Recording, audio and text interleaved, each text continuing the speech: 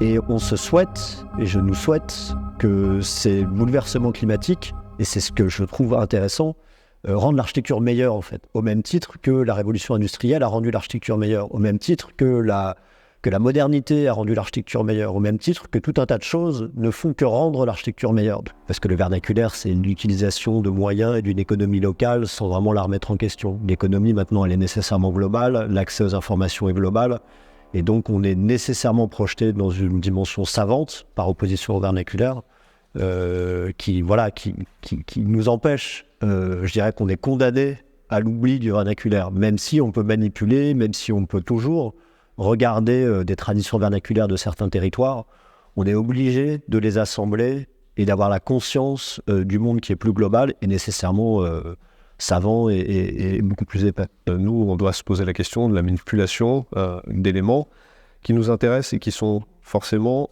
un peu en arrière, parce qu'on s'intéresse à l'histoire, parce qu'on s'intéresse à l'histoire. Quand je dis histoire, c'est l'histoire de l'architecture. On s'intéresse à la construction en pierre, par exemple. Alors la pierre, on l'utilise depuis des millénaires, donc en fait, on utilise des choses qui appartiennent aussi au passé et on essaye de les emmener dans le futur. Donc c'est un exercice difficile, mais ce qui nous intéresse dans la pierre, c'est le fait que ça puisse être une ressource relativement locale, c'est-à-dire qu'on est sur ce matériau-là, notamment en France, ça représente une grande partie du sol sur lequel on se trouve, donc elle est disponible assez largement. C'est un matériau qui a cette capacité à avoir une trajectoire qui est très directe, c'est-à-dire qu'entre le moment de l'extraction et le moment de la pose, il y a assez peu de transformation et que cette transformation est toujours de la même nature, c'est-à-dire qu'on scie le matériau. Mais la matière elle-même, intrinsèquement, c'est exactement la même quand elle est dans le sol que quand elle est dans un bâtiment. Donc on se plaît à manipuler tout un vocabulaire qui décrit ça, c'est-à-dire que un élément architectural de pierre, un bloc de pierre, c'est un fragment de sol, d'une certaine manière. Et donc, il y a cette immédiateté du passage du sol à l'architecture. Et que c'est justement ce trait de scie, cette action assez simple de scier dans le sol, puis après de découper, qui fait passer le sol à de l'architecture. Et inversement, parce que la réciproque vaut aussi, c'est-à-dire que dès lors qu'on prend l'élément d'architecture et qu'on le repose par terre, il redevient potentiellement un élément du sol, un caillou. Donc, c'est ça qui nous a beaucoup intéressés. En premier lieu. Alors, il y a deux questions. Il y a la question des matériaux naturels et il y a la question de l'hybridation dans ce que tu dis. Si je commence par la question de l'hybridation, et si on réassocie ça à cette grande question du vernaculaire et du fait qu'aujourd'hui, nous n'avons pas le choix que de manipuler une culture universelle, et ce serait artificiel de lutter contre ça. Il nous semble que la question de l'hybridation et je dirais l'art d'associer des matériaux les uns avec les autres est une manière justement de bouleverser chacune des techniques qui peuvent être, quand on est dans des monomatériaux, relativement isolées. Et il nous semble que dans cette recherche du nouveau, dans cette recherche de l'actualité, dans cette recherche de la performance justement au sens l'hackathon vassal des matériaux, pas au sens de l'innovation, mais au sens de comment est-ce qu'on manipule des assemblages de manière la plus intéressante possible. L'hybridation permet le nouveau, permet toujours de confronter un matériau à un autre et de le mettre dans une situation dans laquelle il n'aurait jamais forcément déjà été. Et ça nécessite justement culture, ça nécessite discipline, ça nécessite de manipuler l'histoire pour éviter justement les écueils qui sont pour nous, le vernaculaire étant pas forcément un écueil, mais ce qu'on pourrait appeler le vernaculaire universel, qui est cette recherche d'archaïsme qui, quand on manipule un seul matériau, a une tendance qui ne nous intéresse pas beaucoup. On essaye de simplifier beaucoup. Nous, on pense qu'on ne peut pas simplifier. On pense qu'aujourd'hui, un chantier, c'est des objets qui viennent on espère, le plus proche possible, mais qui, de temps en temps, malheureusement, il y a de la quincaillerie qui vient de l'autre bout de la planète, et on peut se raconter ce qu'on veut. Ça reste pas si facile que ça de construire local. Et l'hybridation, c'est la conscience de ça, c'est la conscience des trajectoires, c'est la conscience des épaisseurs, c'est la conscience de l'énergie embarquée dans tout ça. Et donc, du coup, cette conscience force à la révélation et à l'illustration, peut-être, à travers l'écriture architecturale, que le bâtiment, il est composé de plusieurs objets, et il y en a qui sont naturels, Il y en a qui ne sont pas du tout naturels. Il y en a qui engagent énormément d'énergie. Il y a des lots techniques dans le bâtiment qui consomment 30-40% qui consomment beaucoup d'énergie dans leur production. Donc voilà, l'assemblage, c'est à la fois dans l'écriture, mais c'est aussi dans la conscience des objets qu'on manipule pour faire un chantier. Et peut-être juste pour compléter, mais je pense qu'il y a cette question de hiérarchie aussi, et de position relative des matériaux et des éléments de construction les uns par rapport aux autres, qui sont intéressantes, et une partie du langage ou du nouveau se joue là-dedans en fait. Quelle est la position de l'isolant par rapport à la structure aujourd'hui, et quelle place ces choses-là prennent pour elles-mêmes, mais dans la relation qu'elles ont avec les autres matériaux. Et je pense que ça, c'est une vraie question qui engage aussi la question de la forme, indépendamment de la performance carbone ou énergétique des matériaux convoqués. Donc pour revenir à la première partie de la question, pourquoi les matériaux naturels, je dirais d'une part parce qu'on n'a pas trop le choix, malgré tout, c'est une nécessité, je pense, de les convoquer et de travailler avec. Aussi parce que ça nous permet de comprendre, quand on construit un bâtiment à un endroit, ce qui se passe ailleurs. C'est quoi la conséquence de ce qu'on construit ailleurs ? Ce qu'on n'était pas forcément capable d'identifier, ou alors de manière un peu fantasmée, avec des matériaux plus traditionnels, l'acier ou le béton, dont l'origine est plus complexe à retracer, à identifier, à mesurer. Donc ces matériaux-là, ils sont plus faciles à gérer ou à comprendre de ce point de vue-là. Donc c'est intéressant pour nous aussi de reconstruire ces trajectoires et d'une certaine manière, on se dit d'approfondir les territoires dans lesquels la ressource est produite ou transformée. Et puis un dernier point sur la question de l'assemblage et de l'hybridation, il y a souvent une lutte des matériaux les uns contre les autres aussi. Il y a eu aussi qui peuvent être des effets économiques, des connotations, plutôt des engagements économiques, des engagements politiques même, sur il faut faire que du bois, ou il faut faire que du chanvre, ou il faut faire que de la pierre. En fait, on n'est pas du tout à l'aise avec l'idée qu'on puisse à un moment trouver la solution avec un matériau. Ce que certains appellent même le solutionnisme. Tout d'un coup, c'est le bois. Il faut faire que du bois. Et en fait, on se retrouve tous un peu... Et ça, c'est la dimension politique de la construction, qui sont des effets d'annonce, qui concrètement, en tant que praticien, sont excessivement pénalisants, en fait, parce que ça ne fait que fermer des portes. Et adoucir le rapport entre les filières, de dire qu'il faudra toujours un peu de béton, et alors il faut en mettre moins, ça c'est certain.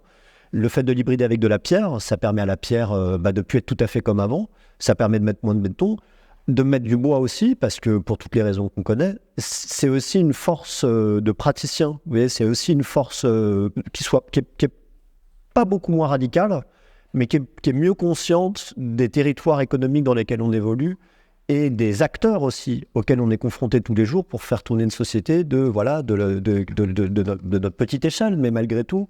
C'est aussi une histoire de réalité, en fait. Justement, il n'y a rien d'unique.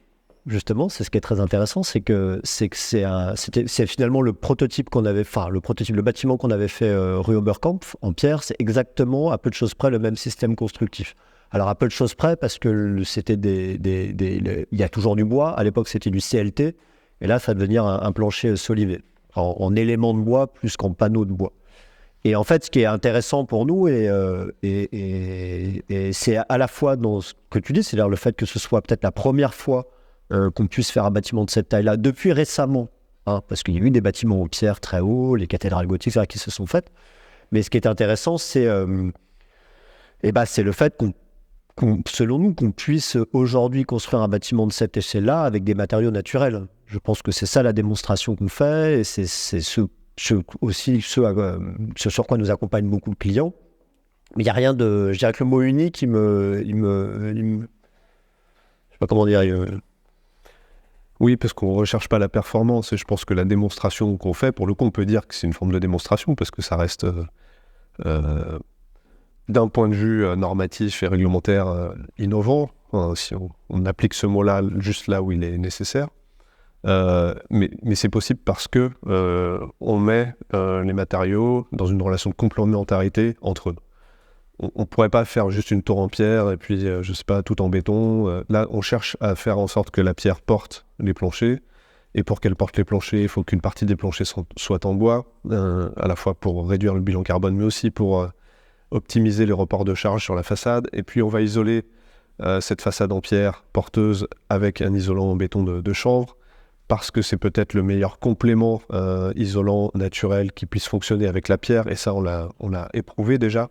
Il y a une paroi perspirante qui devient très très efficiente pour le confort d'été et le confort d'hiver. Donc ces choses-là, elles sont à la fois très techniques, parce qu'on va dans des catégories de bâtiments qui sont assez complexes quand on atteint ces hauteurs-là, mais en même temps des dispositifs relativement simples d'association de matériaux entre eux. La résolution est technique, mais finalement les choses s'assemblent assez naturellement entre elles. Et c'est vraiment cette complémentarité qui est intéressante, parce que si on la pousse au bout, et ça nécessite aussi en fait une connaissance très très très très précise des matériaux qu'on emploie. Je pense que là-dessus, nous, on y travaille beaucoup. Des travaux de recherche ou d'enquête qu'on mène nous conduisent aussi à ça, c'est-à-dire à connaître parfaitement les acteurs de chacune des filières qu'on mobilise. On connaît les acteurs de la filière pierre, on connaît les carrières, on connaît les pierres, on sait à quoi on a affaire dans la dimension des pierres, dans leur transformation, dans leur résistance. Et c'est vrai pour tous les matériaux qu'on va employer. Et ça permet de vraiment, toujours dans ces positions et ces relations entre eux, de trouver les bons assemblages, en fait, tout simplement. Et pour prolonger ça aussi, je pense que ce qui peut être unique, si on reprend un peu ça, ou en tout cas ce qui nous intéresse, mais pas d'un point de vue unique, mais comme manière de partager un peu nos expériences à travers ce type de construction, c'est peut-être de dire que la question des matériaux naturels aujourd'hui, comme l'explique Cyril à travers la connaissance nécessaire pour les manipuler, à bon escient, elle renverse un peu la manière qu'on a de penser le projet, où le matériau, il revient au tout début de la question de la conception. C'est-à-dire que tu ne peux pas à un moment te décider de la construction en pierre pour un bâtiment de 50 mètres de haut à la fin. Tu dois engager des conversations avec les entreprises, avec ce qu'on appelle les filières justement, engager avec tous les acteurs, engager avec les carriers, la bonne pierre, le bon endroit, le dimension. C'est-à-dire que la question de la construction et tout le rationalisme conséquent de cette question de la construction, et on revient en fait au tout début de la conception du projet. Cette tour-là, son échelle, le degré de complexité et puis de risque aussi qui est pris, renforce cette nécessité d'être hyper précis, hyper sachant sur ces questions-là beaucoup plus tôt. Donc on fait cette recherche parce qu'on a construit plusieurs bâtiments en chanvre. Avec le chanvre et de ces manipulations de matériaux, on se rend compte qu'il y a cette question de l'isolation qui est premier peut-être constat, qui est un peu trop souvent laissé à des considérations strictement techniques et qui peine encore un tout petit peu à trouver des considérations et des relais théoriques, culturels et disciplinaires. Donc ça, c'est un premier constat qu'on fait et on se dit, il est peut-être dommage, tel que peut-être les architectes de la fin du 19e siècle aussi se sont à un moment confrontés à l'idée du métal et du verre, à relayer les discussions entre ingénieurs côté discussion d'architectes. Donc toute cette idée du rationalisme et du rationalisme constructif qui jusqu'à récemment se posait un peu strictement des questions de structure, pour la faire très courte, on pense qu'il est possible aujourd'hui de se poser des questions qui vont au-delà du gros œuvre et des questions de seconde œuvre, et en l'occurrence cette question de l'isolant. Nous on pense que la question de l'isolation et des questions donc sous-jacentes à ça, enfin des questions thermiques et donc les questions d'isolation, les questions de confort, elles cherchent un relais sur la forme architecturale, et on pense que la manipulation du plein, c'est une investigation qui est peut-être un peu mise de côté en ce moment et que l'isolant, au contraire, peut-être réclame. Oui, peut-être revenir aussi sur le contexte, sur la méthode un peu aussi de ce qu'on fait à l'agence, c'est-à-dire qu'on part vraiment de constats sur le chantier.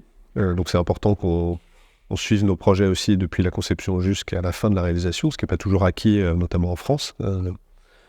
Donc c'est important que ce moment de chantier cristallise aussi un certain nombre de questions, ou nous permet d'énoncer un certain nombre d'hypothèses, d'autres problématiques qui sont liées à la manipulation des matériaux, à leur mise en forme, à leur mise en épaisseur. Et donc c'est vraiment à partir de ces constats-là qu'on peut dérouler des enquêtes et des recherches. Et donc la question de l'isolation, elle est venue de ça en fait, elle est venue de l'isolant en béton de chanvre en premier lieu. Et comme il a la particularité d'être assez mauvais isolant, il est très épais, et donc ça nous amène aussi à questionner sa relation avec la structure, ce qu'il est devant, autour, derrière la structure. Et donc ces questions-là, en fait, c'est des questions de forme, de nouveau, et donc c'est des questions disciplinaires. Et donc à travers la question de l'isolant, qui est un peu passée sous les radars de toute l'histoire de l'architecture depuis quasiment toujours, c'est très peu présent.